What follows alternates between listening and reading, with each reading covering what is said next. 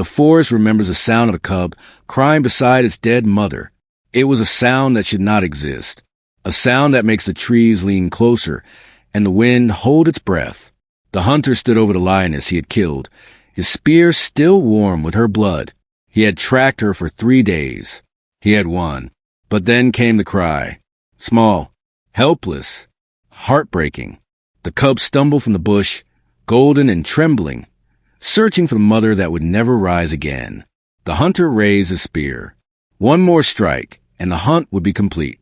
The law was clear. If you kill the mother, you kill the cub. Leave no debt. Leave no loose thread. But his hand hesitated. The cub looked up at him with eyes too young to understand hate. It cried again, softer now, as if begging. The hunter's chest tightened. He had children at home. He knew what it meant to need your mother. So he did the unthinkable. He lowered his spear. He bent down, and he lifted the cub onto his shoulders. The forest watched in silence as the hunter walked away, carrying what he should have killed. Back in the forest, the other hunters knew something was wrong. They had been tracking game near the western ridge when they felt it. A shift in the air, a heaviness that settled over the trees. Animals scattered without reason. Birds went silent. One hunter, an old man named Adeyemi, stopped walking and tilted his head. "Do you feel that?" he whispered. The others nodded. Something had been disturbed. Something old. They found the lioness an hour later, her body still and cold, her blood soaking into the earth. But there was no cub. They searched the area, calling out, listening. Nothing. Only the wind, unusually quiet, as if the forest itself was holding a secret. "He took it," Adeyemi said quietly. "Who?" "The reckless one. The one who hunts alone." They stood in silence, understanding what that meant. The law was ancient and unbroken. You do not separate predator from balance. You do not carry mercy where wisdom should walk. One of the younger hunters spat on the ground. "Then he's a fool." Adeyemi shook his head slowly. "No, he's worse. He's broken a law older than us." The hunter arrived at the village just before sunset, the cub clinging to his neck. Children saw him first. They ran toward him, shouting with excitement, their eyes wide at the sight of the golden creature draped across his shoulders. They had never seen a lion cub this close. They reached out to touch its soft fur, laughing when it mewed. But the adults did not laugh. His wife stood in the doorway of their home, her hand frozen over her mouth. Her eyes moved from the cub to her husband's face, searching for an explanation that would make sense. She found none. Neighbors stepped out of their compounds, staring. Some whispered prayers. Others simply backed away. One old woman clutched her wrapper tighter and shook her head. "What have you done?" His wife whispered when he reached her. "I saved it," he said, smiling as if it brought home a prize. "You should have left it." "I couldn't." She stared at him, fear blooming in her chest. Around them, the whispers grew louder. Someone, a young man, broke from the crowd and ran toward the edge of the village. He was going to summon the other hunters. The hunters arrived before nightfall, their faces carved from stone. They gathered in front of the hunter's compound, silent and grim, their eyes fixed on the cub now sleeping in a woven basket. The hunter stood in his doorway, arms crossed, defiant. He had expected this. He was ready. Adeyemi stepped forward first. He was the eldest, the one who remembered the old stories. "You know what you've done," Adeyemi said quietly. "I showed mercy," the hunter replied. "You broke balance. I saved a life. You created a debt." The other hunters murmured agreement. One of them, a tall man with scars on his arms, spoke up. "The cub should have died with its mother. That is the law.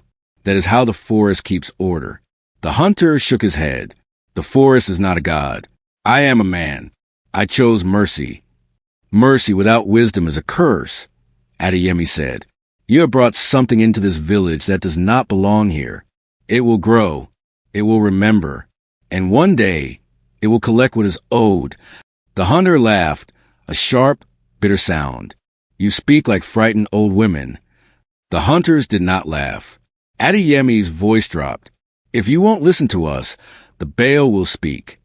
The Baal sat on a stool beneath the ancient Irako tree, listening. He did not interrupt. He did not nod. He simply watched the hunter with eyes that had seen too many men make the same mistake, confusing confidence with wisdom. The hunter spoke with fire in his voice. He explained how he found the cub, how it cried, how he could not bring himself to kill something so small and helpless. He spoke of mercy, of humanity, of the difference between men and beasts. "I am not a monster," the hunter said. "I have children. I understand what it means to protect the weak." The Baal waited until the silence settled like dust. Then he spoke. "What you stole will collect itself." The hunter frowned. "I stole nothing. I saved. You took what the forest had already claimed. The cub was meant to return to the earth with its mother. You interrupted that return. Now the debt is yours." "There is no debt, only fear." The Baal studied him for a long moment. He saw the pride, the stubbornness, the refusal to hear what was being said. And against every instinct, against the wisdom whispering in his spirit, the Baal hesitated. "Go," he said quietly, "but do not say you were not warned." The Baal allowed the cub to stay, and the village held its breath. There was no ritual, no cleansing, no offering to appease the forest or seal the decision with proper respect. The hunter simply returned to his compound with the cub, and life continued, though not as before. People walked past his home with their eyes lowered. Mothers pulled their children closer when the hunter passed. The other hunters stopped speaking to him during communal gatherings. He had become something separate, something marked. But the hunter did not care. He had won. The cub was his. That night, his wife lay awake, listening. The house was quiet. Too quiet. Even the insects seemed afraid to make noise.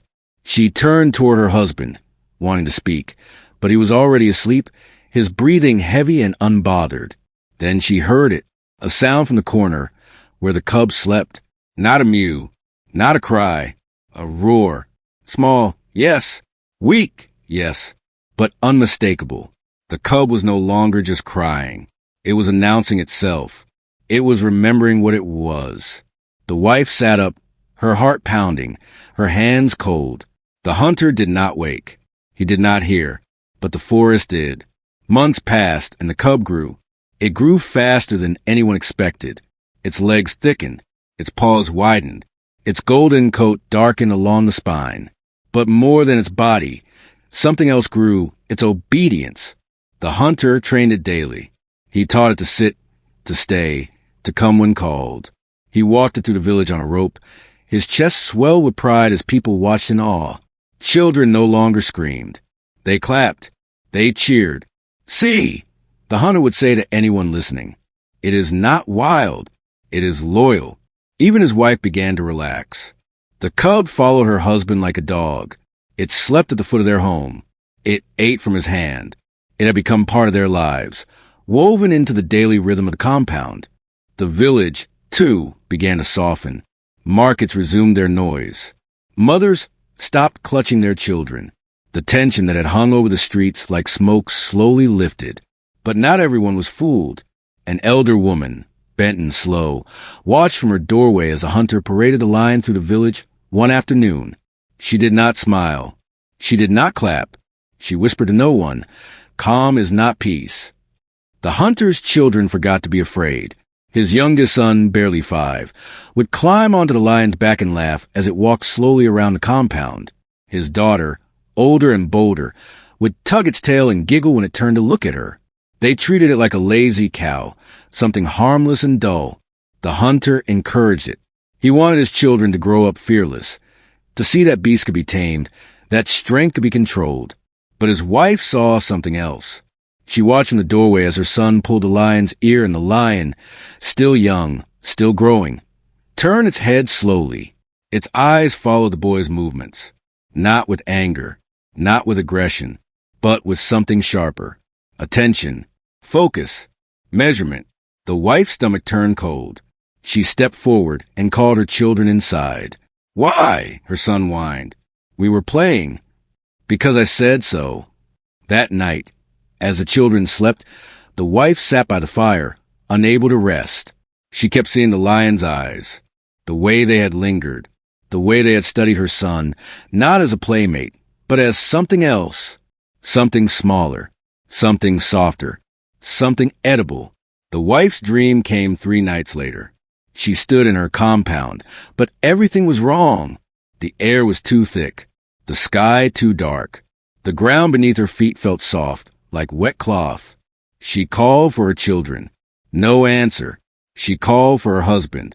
Silence. She walked toward the house, and the door swung open before she touched it. Inside, the room was soaked in shadows. She could not see the walls. She could not see the floor, but she could hear breathing. Low, steady, close. She turned, and there, in the corner, sat the lion, fully grown now, massive. Its eyes glowed faintly in the dark, watching her without blinking. "Where are my children?" she whispered. The lion did not move. "Where is my husband?" Still nothing.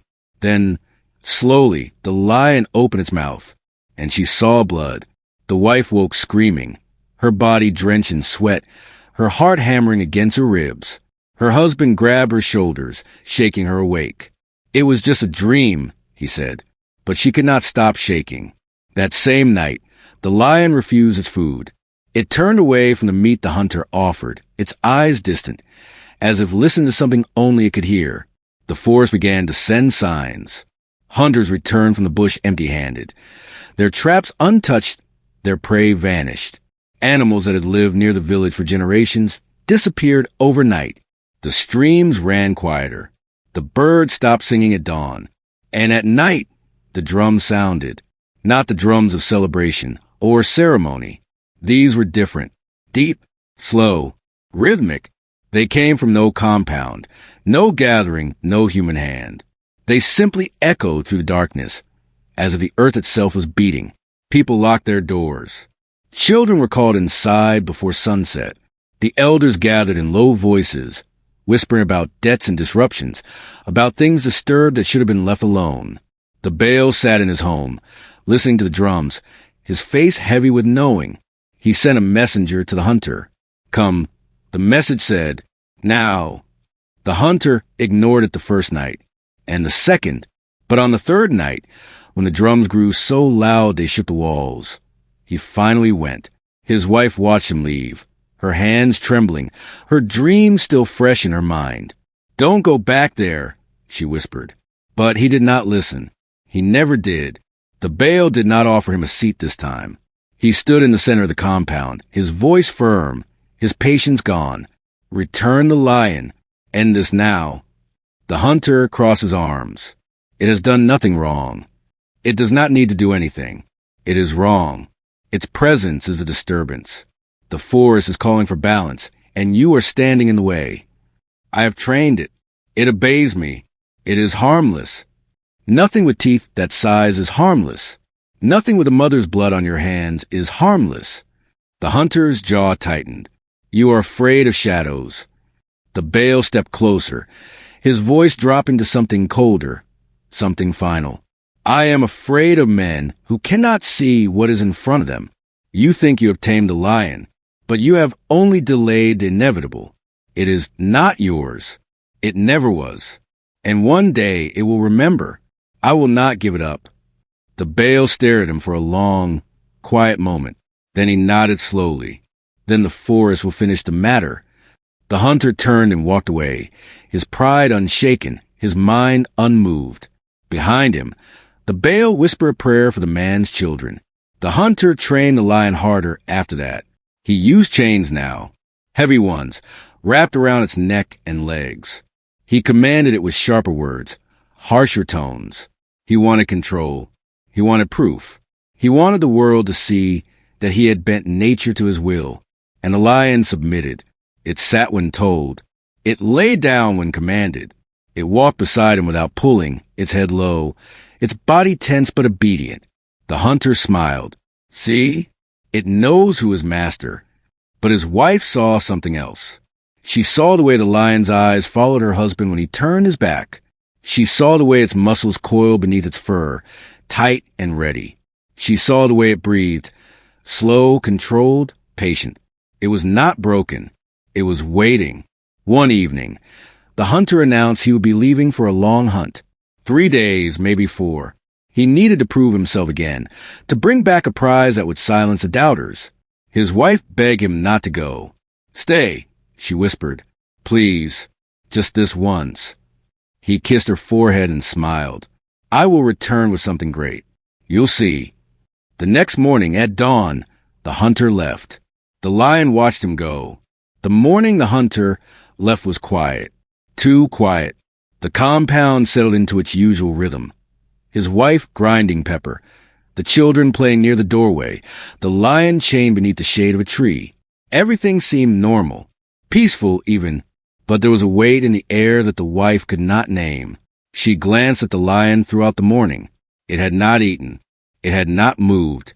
It simply sat, its eyes half closed, its breathing slow and even. "Maybe it's sick," her daughter said. "Maybe," the wife replied, though she did not believe it. By midday, the heat pressed down on the compound. The children grew restless and asked to play outside the gate. The wife hesitated, then agreed. They were safe. The lion was chained. Her husband would return soon. She watched them run into the open space beyond the compound, laughing and chasing each other, their voices bright and careless. She turned back to her work, and she did not notice when the lion lifted its head. She did not notice when it tested the chain, slowly, gently. She did not notice when the old, worn link, weakened by months of strain, began to bend. The gate creaked shut behind the children. The sun began its slow descent. Hours passed. The wife called for the children when the sun touched the horizon. No answer. She called again, louder this time, stepping toward the gate. Still nothing. A strange sensation crawled up her spine. She walked faster, her breath quickening. The compound felt wrong. Too still, too empty. She pushed the gate open and looked into the yard. The lion was gone. The chain lay in the dirt, broken. Her heart stopped. She screamed for her children. She ran through the compound, calling their names, her voice cracking with panic. Neighbors heard her and stepped out of their homes, but none of them came close. They had felt it too. The wrongness, the silence. One of them, an older man, stood at the edge of his doorway and shook his head slowly. "Where are your children?" he called out. "I don't know," she cried. "They were playing." "And the lion?" She could not answer. The man stepped back inside and closed his door. The wife stood alone in the fading light, her hands shaking, her mind racing. She wanted to search. She wanted to run. But her legs would not move. The sun began to set, and the silence deepened.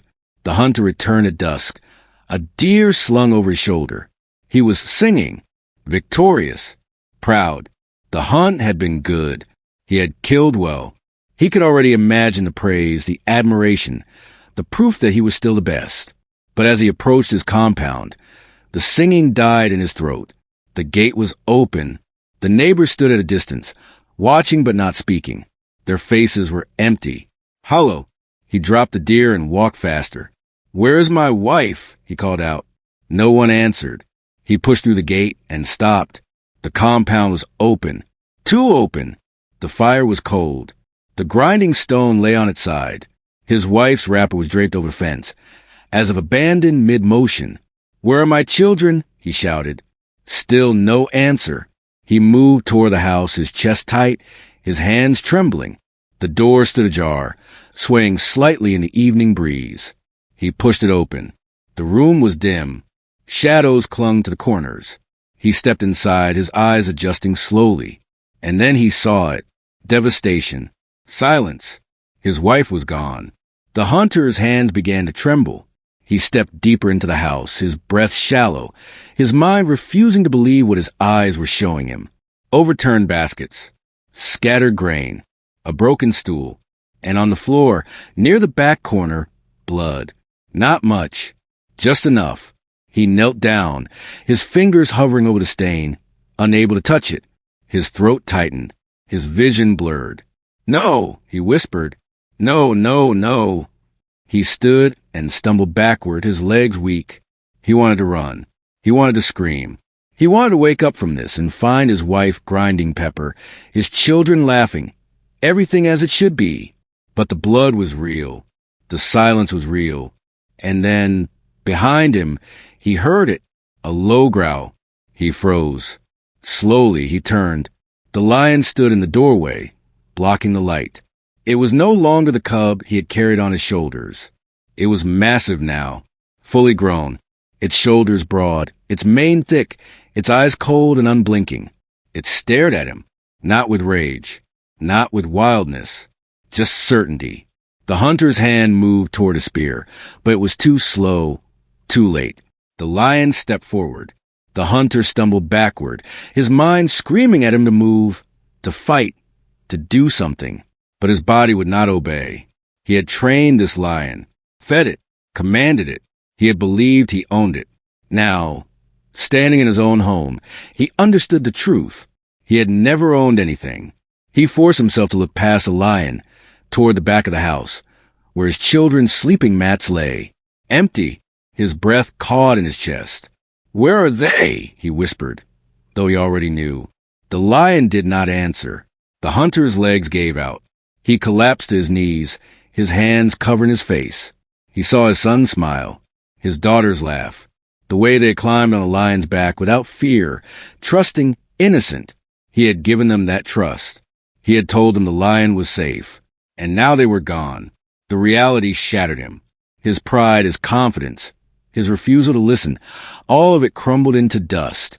He looked up at the lion through his tears, and for the first time, he saw it clearly. It was not angry. It was not cruel. It was simply finished. The lion stepped forward again. The hunter reached for his spear, his hands shaking so badly he could barely grip it. But the lion did not hesitate. It moved with the speed and precision of something that had always known this moment would come. There was no ceremony, no hesitation, no bond between them to slow its strike. The hunter tried to stand. He tried to fight, but he had spent months teaching the lion to obey, to submit, to sit at his feet. He had never taught it to forget what it was. And now, in his own home, the lion reminded him it was not wild. It was not reckless. It was not acting out of rage or hunger or revenge. It was restoring balance. The spear fell from the hunter's hand. His body crumpled. His breath came in short, desperate gasps. He stared up at the ceiling, his vision dimming, his mind finally understanding what the Baal had tried to tell him. What you stole will collect itself. He had taken the cub from the forest. He had broken the law. And now the debt was being paid. Not by the lion, by him. His last thought was of his children's faces. Then silence. The lion stood over him, unmoving, its breathing calm. It was finished. The hunter's body lay still in the center of his home. The lion stood over him, its chest rising and falling slowly, its eyes fixed on the man who had once carried it on his shoulders. There was no anger in those eyes, no wildness, no triumph, just completion. The lion had not attacked out of hate. It had not killed out of hunger. It had simply done what the forest required. It had collected what was owed. For a long moment, the lion did not move. It stood there, silent and heavy, as if acknowledging what had just happened, as if understanding, in its own way, that this was not victory, only balance. Then, slowly it turned. It walked to the doorway, its paws leaving faint prints in the dust. It moved through the compound without looking back, without pausing. The gate stood open. The village was silent. No one tried to stop it. No one even stepped outside. They knew. The lion walked past the houses. The trees leaned in as it passed, their branches rustling without wind. The earth seemed to soften beneath its paws, welcoming it back. By the time the lion reached the heart of the forest, the sky had begun to lighten. The darkness that hung over the village for months lifted, dissolving like smoke.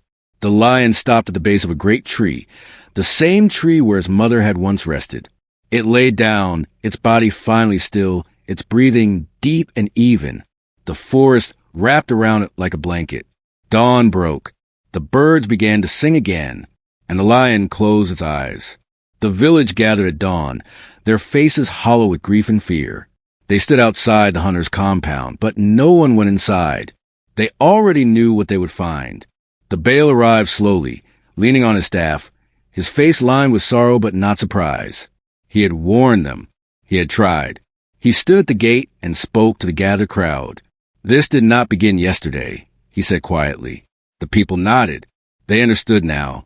The hunter's death was not sudden. It had started the moment he lifted the cub onto his shoulders. It had grown with every refusal, every act of pride, every warning ignored. He thought mercy was enough. The bale continued. But mercy without wisdom is a blade that cuts the one who wields it. A woman wept. A man bowed his head. The other hunters stood in silence, their faces grim. The bale turned toward the compound, his voice heavy. "Seal this place. Let no one enter. Let it stand as a reminder." The villagers moved quickly, gathering stones and branches, building a low wall around the gate. No one spoke. No one argued. By midday, the compound was closed forever. The hunter's name would not be spoken again. The bale gathered the hunters beneath the iroko tree and spoke the law aloud. "There's a rule older than this village," he began. "Older than our fathers and their fathers before them. It is this: you do not take what the forest has claimed. You do not carry mercy where wisdom should walk." The hunters listened, their heads bowed. The hunter believed he was saving a life, but he was not. He was delaying a death his own. The cub was meant to return to the earth with its mother. That is the way of balance. That is the way of the forest. An older hunter raised his head. "And if we find ourselves in his position, if we see a cub crying..." The bale's voice did not waver. "You finish what you started. You do not leave debts. You do not leave loose threads. Mercy without wisdom is destruction." The hunters nodded slowly, understanding settling into their bones. "This story will be told," the bale said.